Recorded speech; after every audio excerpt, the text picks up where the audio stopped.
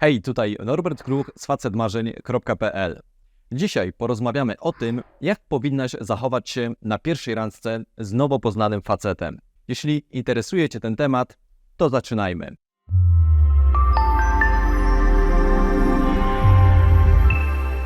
Facet marzeń. Dostaję wiele pytań od kobiet, które piszą do mnie, aby dowiedzieć się, jak zachować się na pierwszej randce z mężczyzną, którego uważają za naprawdę atrakcyjnego. Dlatego postanowiłem, że poświęcę jeden cały film koncepcji, którą uważam za niezbędną, jeśli chodzi o tę kwestię. Przez lata badań nad relacjami zauważyłem kluczową różnicę w sposobie zachowania kobiet, które są atrakcyjne, i tych, które za takie się nie uważają. Te pierwsze zazwyczaj podchodzą do tematu pierwszych spotkań, mówiąc sobie: okej, jesteś dla mnie interesujący, ale najpierw chciałabym Cię lepiej poznać i zobaczyć, co z tego wyniknie. Z kolei te drugie mają w swojej głowie gonitwę myśli typu: jestem Tobą tak bardzo zainteresowana, że aż się cała trzęsę. Właściwie myślę już o Tobie jak o potencjalnym partnerze lub o mężu. Innymi słowy, kobiety, które znają swoją wartość, są zazwyczaj zrelaksowane, kiedy po raz pierwszy idą na randkę z nowo poznanym mężczyzną. Podczas gdy te, które za takie się nie uważają, mają tendencję do zachowywania się tak, jakby każdy mężczyzna, z którym się widzą, miał zostać ich potencjalnym partnerem. Jak możesz sobie wyobrazić, powoduje to ogromne napięcie u takiej kobiety i presję na wyniki. O ile w pracy taka presja się sprawdza, w relacjach już niekoniecznie. Tak więc nie mam tutaj na myśli tego dobrego rodzaju presji, tylko raczej ten rodzaj, który powoduje, że kobiety całe się trzęsą lub czują się nieswojo w całej interakcji z jakimś facetem. Podczas moich randkowych doświadczeń sam zauważyłem to zjawisko, gdy kobieta, z którą byłem na spotkaniu, chciała mi coś pokazać na telefonie i wtedy zobaczyłem, że drży jej cała ręka. I pomimo moich starań, aby rozluźnić całą sytuację, żartując z siebie i naszego otoczenia, widać było, że jest zestresowana. W tamtym momencie dokładnie wiedziałem, co dzieje się w jej głowie, ponieważ wcześniej sam tego doświadczyłem. Być może nawet Ty sama możesz się z tym w jakiś sposób utożsamić.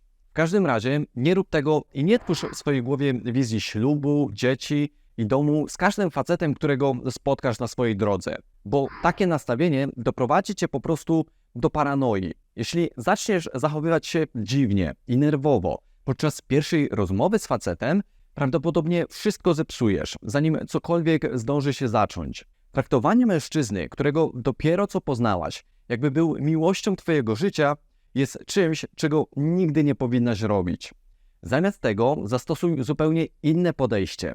Możesz na przykład zakładać, że każdy facet, z którym idziesz na randkę, ma w sobie coś, co może Cię lekko denerwować. Co jest zresztą prawdą, ponieważ faktem jest, że nikt z nas nie jest idealny. Innymi słowy, jeśli wejdziesz w długoterminowy związek z konkretnym mężczyzną, prawdopodobne jest, że będzie miał cechy, których nie lubisz.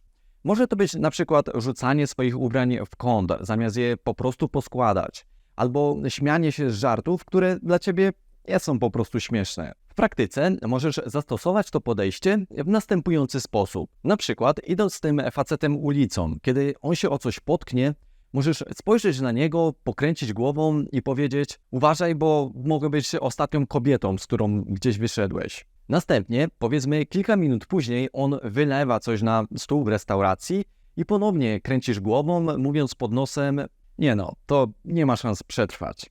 Oczywiście robisz to wszystko w luźny i zabawny sposób, aby widział, że żartujesz. Tym samym komunikujesz coś zupełnie przeciwnego niż jesteś moim potencjalnym partnerem. Na podświadomym poziomie informujesz faceta, że czujesz się przy nim tak swobodnie, że możesz nawet z niego żartować, nie przejmując się tym, co sobie pomyśli. Jeśli teraz brzmi to dla Ciebie trochę szalenie, to dobrze, tak powinno być.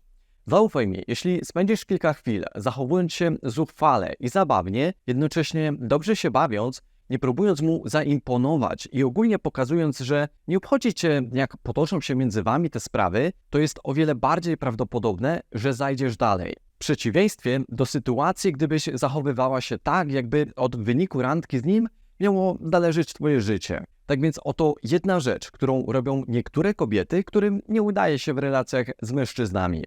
Jedna rzecz, której należy unikać. Zatem zapamiętaj, aby nie traktować faceta, którego dopiero poznałaś, jakby był twoim potencjalnym przyszłym partnerem lub mężem.